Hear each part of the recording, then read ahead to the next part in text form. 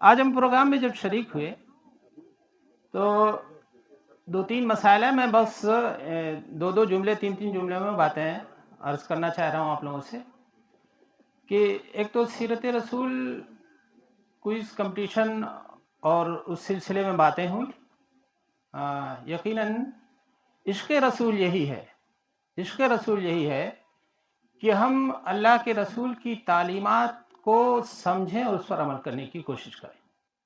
महज दावा बेकार है, महज ज़बान से कहना ये बेकार है। हमें पहले ही दिन से अपने बच्चों को इसी अंदाज़ पर तरबियत करनी चाहिए ताकि सही मानों में अल्लाह के रसूल से इश्क़ पैदा हो।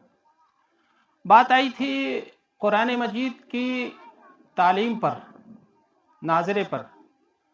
मैं इस सिलसिले में सिर्फ़ ये अर्ज़ करना चाहूँगा कि हम सब चाहते तो हैं कि ऐसा हो जाए, ऐसा हो जाए, लेकिन कदम नहीं बढ़ाते, इंतज़ार करते हैं, वेट करते हैं, इंतज़ाम नहीं करते। अगर वाकई मैं दिल से चाह रहा हूँ कि मेरा बच्चा नाज़रा कुरान मजीद अच्छा पढ़े, मैं फ़िक्र कर लूँगा तो इंशाअल्लाह हो जाएगा।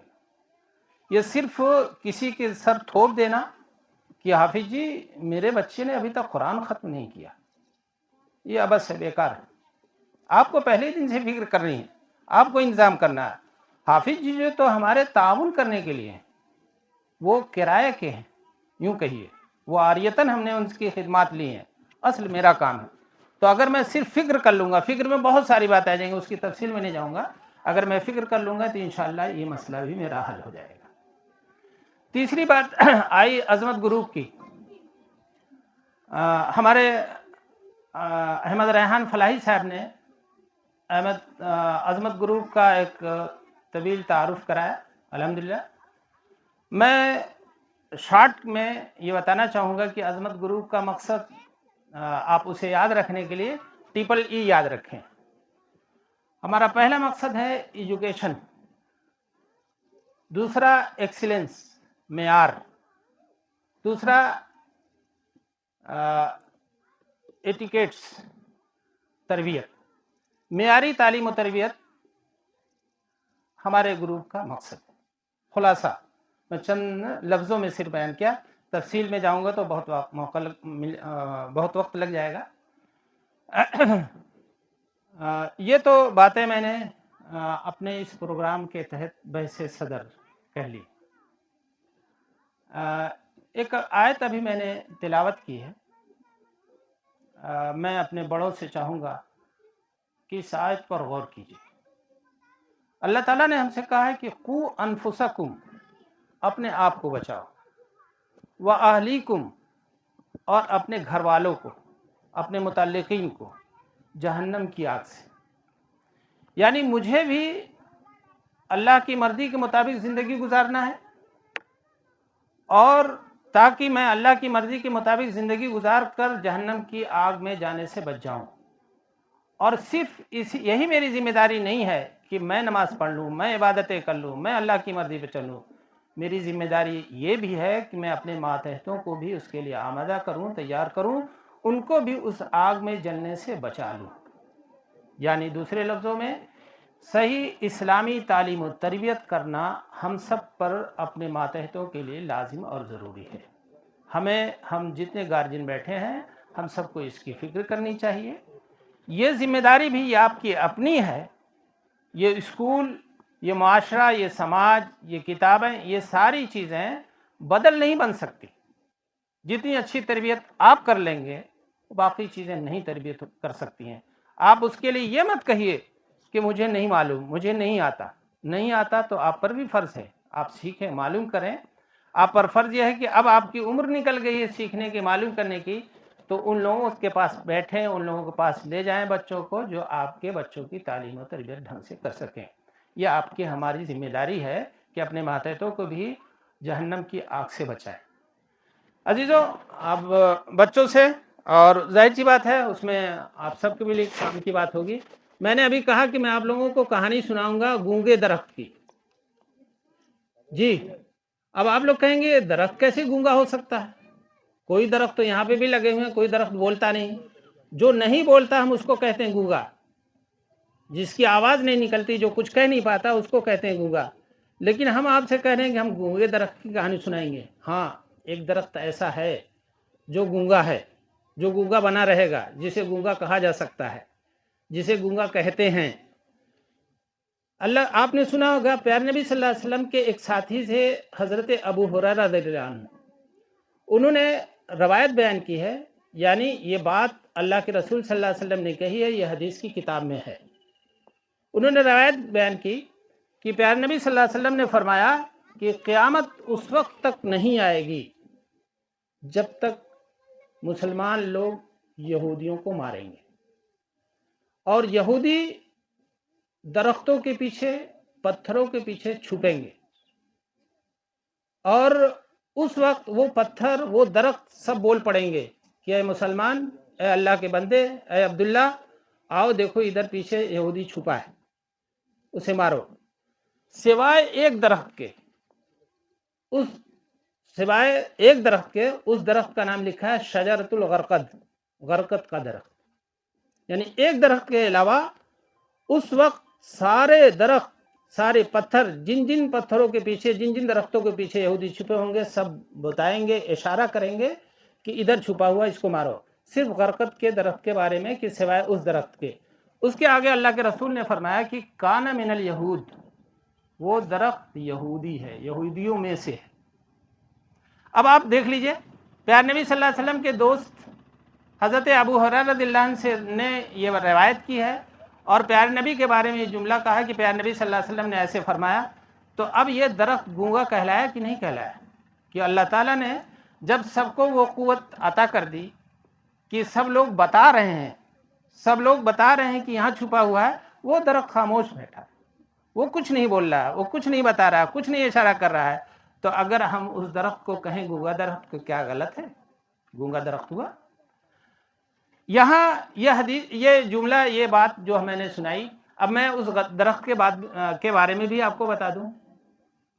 غرقد کا درخت آپ نے سنا ہوگا، مدینے کے پاس جو قبرستان ہے جسے جنت البقیع کے نام سے ہم جانتے ہیں، وہ قبرستان بننے سے پہلے اللہ کے رسول صلی اللہ علیہ وسلم کے زمانے میں جھاڑیوں سے بھرا ہوا تھا. اس جھاڑی کا نام تھا، اسی جھاڑی، جو جھاڑیاں وہاں زیادہ پائی جاتی تھیں، اس کو کہتے تھے غرقد. غرقد کے معنی ہوتے ہیں، یا غرقد ایسے درخت کو کہتے ہیں جو جھاڑی والا ہوتا ہے، کانٹے دار ہوتا ہے. اور یہ درخت، آپ اس کی تفصیل میں جائیں گے تو یہ درخت بہت اونچا نہیں ہوتا، زیادہ سے زیادہ 5 یا 6 فٹ کا ہوتا ہے، جھاڑی والا ہوتا ہے یہ درخت. یہ جنت البقیع میں اس پورے حصے میں غرقد کے درخت پھیلے ہوئے تھے. اللہ کے رسول صلی اللہ علیہ وسلم نے خود اس کو کٹوایا، اسی لیے اس قبرستان کا نام جنت البقیع رکھا گیا. بقیع غرقد پہلے تھا، اور بعد میں اس کو جنت البقیع کر دیا گیا. غرقد جب ہٹا دیا گیا تو جنت البقیع رہ گیا. بقیع کہتے ہیں احاطہ حصے کو، تو جنت البقیع اس کو کر دیا گیا، اور بعد میں اس کو جو ہے غرقد وہاں سے ہٹا دیا گیا. غرقد کے بارے میں اب یہ حدیث سنا کر کے آپ کو 2 باتیں بتانا چاہ رہا ہوں. کہ دیکھیے، یہودی جن پر قرآن پہ میں ہی، اور یہودی کی پوری تاریخ پڑھیں گے آپ، کہ شروع سے یہودی جو ہے مسلمانوں کے مخالف رہے، یہاں تک کہ قرآن میں آپ پڑھیں گے کہ اللہ کے رسول صلی اللہ علیہ وسلم نے ایک مرتبہ تشویش کا اظہار کیا کہ کہیں تم لوگ بھی پچھلی قوموں کی طرح سے نہ ہو جاؤ. جہاں پچھلی قوم کہاں گیا ہے، وہاں پہ یہودی ہی مراد لیا گیا ہے. کہ جس طرح سے انہوں نے اپنے انبیاء کرام کے ساتھ، نیک لوگوں کے ساتھ، جس طرح سے ان کے اندر برائیاں تھیں، جس طرح سے ان کے اندر خرابیاں تھیں، تو کہیں ایسا نہ ہو جائے کہ میری امت بھی اس قوم کی طرح سے ہو جائے. اللہ کے رسول نے مختلف جگہوں پر ایسا کہا، اس کی تفصیل میں جاؤں گا تو بہت وقت لگ جائے گا. تو یہودیوں کو مخالفت قرآن میں بھی کی گئی ہے، قرآن میں بھی ان کے بارے میں بتایا گیا ہے کہ یہودی قوم کیسی ہے. اس قوم کو اللہ کے رسول صلی اللہ علیہ وسلم کی اس حدیث پر اتنا پختہ یقین ہے، اتنا ایمان ہے، اتنا کانفیڈنس ہے، اتنا اعتماد ہے کہ وہ قوم غرقد کی باقاعدہ کھیتی کروا رہی ہے. آپ کو حیرت ہوگی سن کر کے. آپ معلوم کیجئے گا، آج تو گوگل پہ سب کچھ مل جاتا ہے، آپ معلوم کیجئے گا کہ خود ہمارے پرائم منسٹر سے بھی بات ہو چکی ہے کہ آپ لگوائیں، سارا خرچہ ہم دیں گے. یہ بات میں یوں ہی نہیں کہہ رہا ہوں، آپ کو مل جائے گی اس پہ. تو اب یہ ان کا ایمان اور یقین ہے کہ غرقد رہے گا تو مجھے بچا لے گا. کوئی آفت آئے گی، کوئی مصیبت آئے گی تو مجھے بچا لے گا، یہ درخت بچا لے گا۔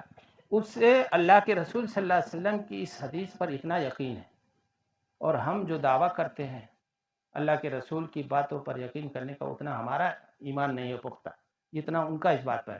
لیکن کہیں مجھے یہ بھی سوچ کر ہنسی بھی آتی ہے کہ ان لوگوں کو اس بات پر اتنا تو یقین ہے کہ غرقت مجھے بچا لے گا، لیکن اللہ کے رسول صلی اللہ علیہ وسلم کی بنیادی اور اہم تعلیم لا الہ الا اللہ محمد رسول اللہ پر ایمان ہے۔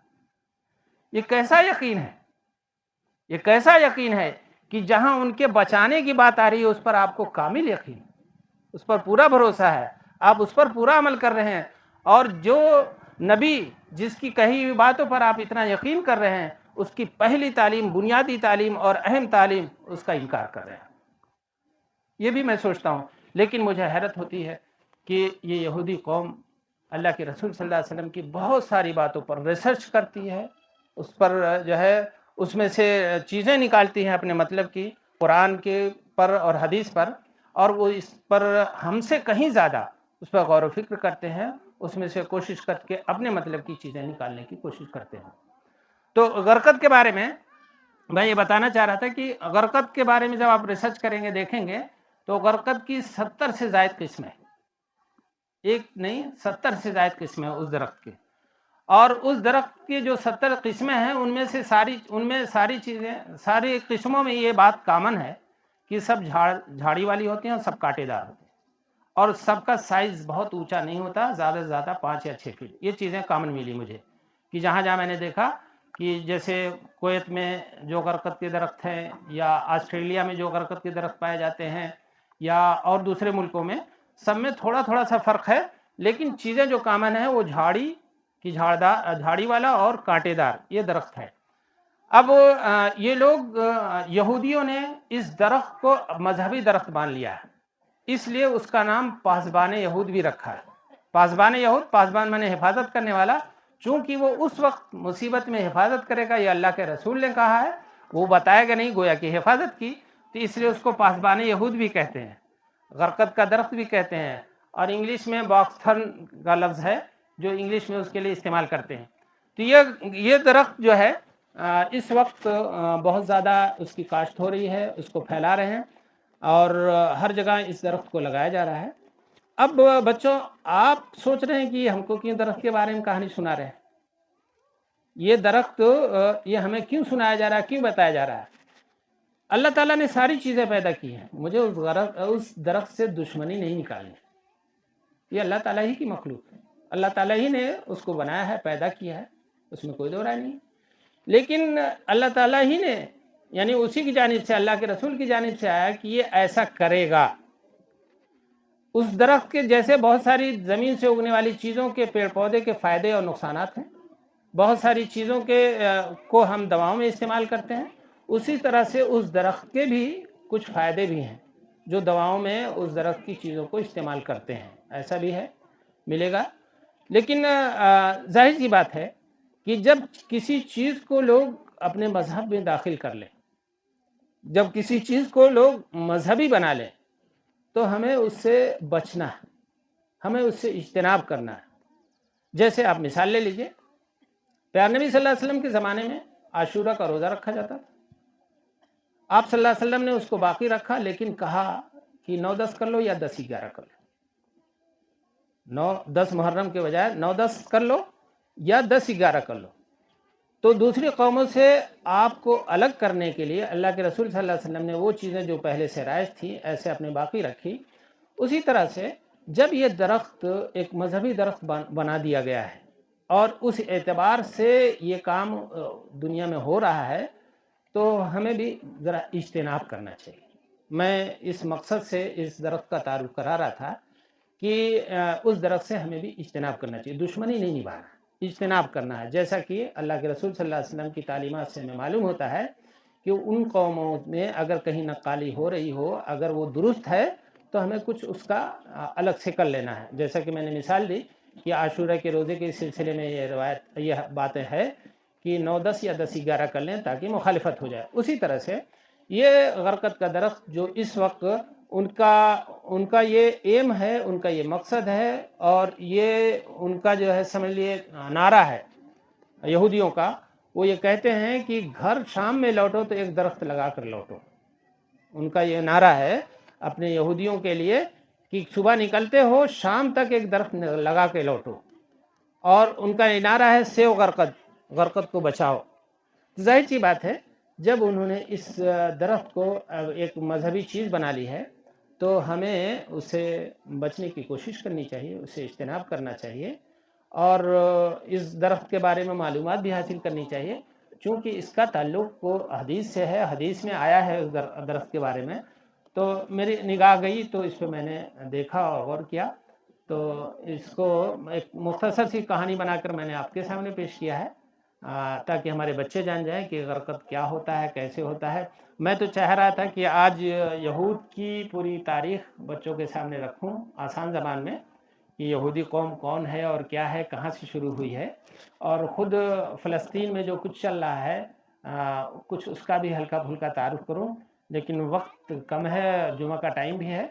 انشاءاللہ پھر میں جب دوبارہ آؤں گا تو اپنے بچوں کے سامنے جو فلسطین پیچھے لگا بھی ہوا ہے دیکھیے، فلسطین میں جو مسجد اقصی ہے اس کے بارے میں چاہتا ہوں کہ بچوں سے گفتگو کروں کہ فلسطین کیا ہے اور مسجد اقصی کیا ہے، اور آسان زبان میں بچوں سے باتیں ہو جائے، تاکہ بچے، ہمارے بچے ابھی سے تیار ہوں، ابھی سے سمجھیں، اس کو سمجھنے کی کوشش کریں. اور مقصد لڑائی جھگڑا نہیں، مقصد نفرت پھیلانا نہیں، مقصد دین پر صحیح عمل کرنا، اپنی تاریخ کو جاننا، اپنی روایات کو جاننا، اپنی چیزوں کو جاننا، تاکہ ہم اس کے لیے قدم بڑھانے میں ہم کو آسانی ہو، اور ایک جذبے کے تحت ہم آگے بڑھیں. اس مقصد کے تحت میں چاہتا تھا کہ بچے ہماری یہ تاریخ بھی جانیں، ان چیزوں کے بارے میں بھی جانیں. تو میں سوچ تو رہا تھا کہ بیان کروں گا، لیکن چونکہ ٹائم کم ہے اس لیے میں انہی چند باتوں پر اپنی باتیں ختم کرتا ہوں. آخر دعوانا الحمدللہ رب